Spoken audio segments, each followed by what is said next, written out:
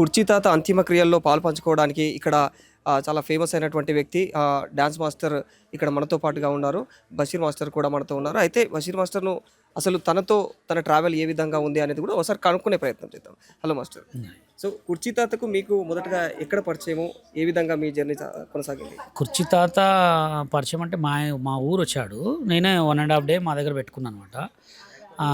1½ day పెట్టుకున్నా. ఇంకోటి ఏంటంటే కుర్చీ తాత ఆయన దగ్గర ఎప్పుడు మంచిగా మాట్లాడేవాడు, మంచితనమే.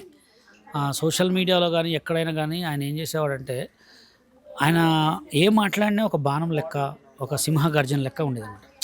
అంత మంచి మనిషి ఇప్పుడు మన కళ్ళ ముందు లేడంటే చాలా బాధాకరం కదా. ఎందుకంటే సోషల్ మీడియాలో ఎదగాలంటే డబ్బు కాదు, తెలివి కావాలి.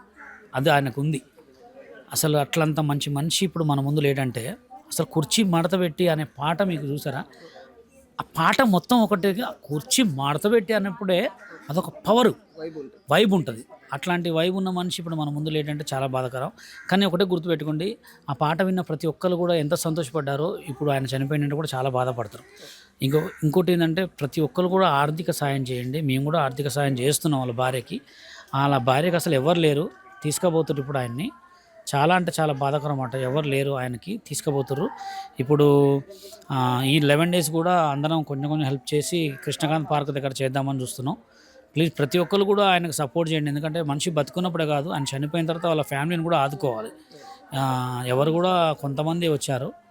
చాలా చాలా అయితే బాధ అనిపించింది అనమాట. చాలా మంది ఫేమస్ అంటే యూట్యూబర్స్ కావచ్చు, సోషల్ మీడియా యాక్టివిస్టులు అందరూ కూడా తనను వాడుకోవడం జరిగింది. ఇంటర్వ్యూలలో మంచి ఇంటర్వ్యూలు ఇవ్వడం జరిగింది. అట్లాంటి టైంలో ఏమైనా ఆర్థికంగా హెల్ప్ చేశారా? ఎవరు చేస్తారండి?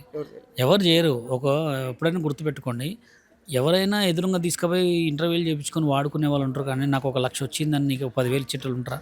ఎవరు ఉండరు. మన జనాలు అంటేనే, మనస్తత్వం అంటేనే అలా ఉంటుంది. ఎప్పుడైనా ఒక మనిషిని వాడుకోవటం కాదు, వాడి ఆరోగ్యం బాగాలేక ఆయనకి ఏమైనా అయితే కొంచెం సపోర్ట్ చేసి హెల్ప్ చేసే వాళ్ళే ఉండాలి. ఇప్పుడు ఎవరన్నా ముందుకు వచ్చారా మరి?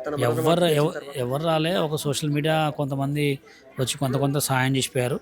మేమైతే ఒక 10 మంది మాట్లాడుకొని కృష్ణకాంత్ పార్క్ దగ్గర కొంచెం హెల్ప్ చేద్దామని చూస్తున్నాం. అంటే కృష్ణకాంత్ పార్క్ దగ్గర ఆయన 11 డేస్కి భోజనాలు అట్లా ఏర్పాటు చేద్దామని అనుకుంటున్నాం అనమాట.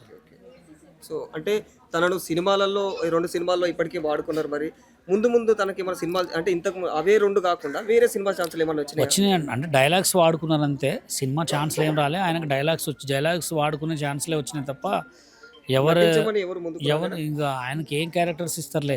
ఏదైనా యూట్యూబ్లో వాడుకోవడమే తప్ప కానీ సినిమాలో వాడుకునే అంత క్యారెక్టర్స్ అయితే ఏం రాలే.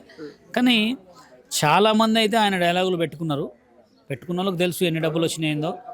కానీ ఇప్పటికీ కూడా మానవత్వం ఉన్న వాళ్ళది ఎవరో ఎంతో కొంత హెల్ప్ చేయాలి. షార్ట్ ఫిల్మ్ కూడా చేశాడు అన్నట్టు తెలిసింది. షార్ట్ ఫిల్మ్ కూడా బాగా వైరల్ అయింది. అది నేను లేను, వేరే వాళ్ళు చేశారు. నేను కూడా మొన్న ఇంటర్వ్యూ చేసి నా ఆర్థిక సాయం చేశాను. నేను ఎక్కడ తీసుకుపోయినా ఆయనకు డబ్బులు అయితే ఇవ్వకుండా ఉండను. అందరూ కూడా ఆయనకి ఇష్టపడ్డ వాళ్ళు కూడా ప్రతి ఒక్కరు కూడా హెల్ప్ చేయాలని కోరుకుంటున్నాను. ఓకేనా? అంటే ఇప్పుడు రీసెంట్గా ఈ మధ్య కాలంలో మీరు ఎప్పుడు తనతో లాస్ట్ 15 డేస్ 20 డేస్ అవుతుంది. సన్మానం కూడా చేశాను నేను ఆయనకి. అదే ఒక ఇంటర్వ్యూ తీసుకొని సన్మానం చేసి నా అంతా హెల్ప్ చేసిన. బాబాయ్ నీకు ఎప్పుడు ఏ సపోర్ట్ కావాలన్నా నాకు ఫోన్ చేయని చెప్పా. ఆర్థిక సాయం కోసం ఎప్పుడు చేయలేదు. అసలు ఆయన దగ్గర ఫోన్ లేదు కదా, ఫోన్ లేదు ఆయన దగ్గర. ఇక ఆయనకి ఎప్పుడైనా అవసరం ఉంటే వైజాగ్ సత్యతోటే చేయించేవాడు.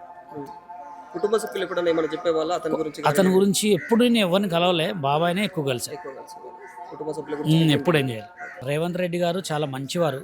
అంటే ఆయనకి ఏ మనిషి ఎలాంటివాడో తెలుసు. అది ఎవరెవరు కష్టపడి ఎట్లా వచ్చారో ఆయన చూస్తూనే ఉంటాడు అన్నీ. మా కుర్చీ తాత బాబాయి చాలా పూర్ ఫ్యామిలీ, చాలా అంటే చాలా పూర్ ఫ్యామిలీ.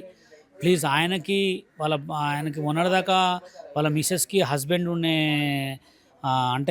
ఉన్నాడు, నాకు ఏ బాధ లేదనుకున్నాను. ఇప్పుడు అతను కూడా లేకుండా చనిపోయాడు కాబట్టి ఆయనకు ఒక డబుల్ బెడ్రూమో లేకపోతే ఏదో ఒక ఆర్థిక సహాయం చేయాల్సిందిగా మనస్ఫూర్తిగా కోరుకుంటున్నా. మీరు అనుకుంటే ఒక 5 నిమిషాలు అయిపోయే పని. ఎందుకంటే ఆయన ఏదైనా ఒక నోట్లోంచి మాట వచ్చిందంటే అది నిజమవుతుంది. సినిమా వాళ్ళు కూడా పెన్షన్ ఇక డైరెక్ట్ ఎమ్మెల్యే తెలుసు కదా మీకు, నవీన్ అన్న అంటే చాలా మంచి మనిషి. శ్రీశైలం గారు కూడా చాలా మంచి మనిషి. వాళ్ళ దృష్టి దాకా ఈ వీడియో వెళ్ళి వాళ్ళకి పింఛన్ కానీ ఒక డబుల్ బెడ్రూమ్ కానీ ఇవ్వాలని మనస్ఫూర్తిగా కోరుకుంటున్నా. వాళ్ళు అనుకుంటే 5 నిమిషాల పని అయిపోతుంది. ముందుగా నవీన్ అన్న కూడా ప్లీజ్ చాలా సపోర్ట్ చేస్తారు అందరికి కూడా. నవీన్ అన్న, శ్రీశైలం అన్న కూడా చాలా సపోర్ట్ చేస్తారు. వాళ్ళకి ఒక ఆర్థికంగా పింఛను మంత్లీ ఒక పింఛన్ ఎంతో కొంత వస్తే బాగుంటుంది. అలాగే ఒక డబుల్ బెడ్రూమ్ కూడా ఇప్పించాలని మనస్ఫూర్తిగా కోరుకుంటున్నాను. అంటే ఇప్పుడు వాళ్ళు ఉంటున్నది రెంటల్ రూమేనా? రెంటల్ రూమే. ఇప్పుడైతే నేను అడిగిన రెంటల్ రూమే ఇక్కడ.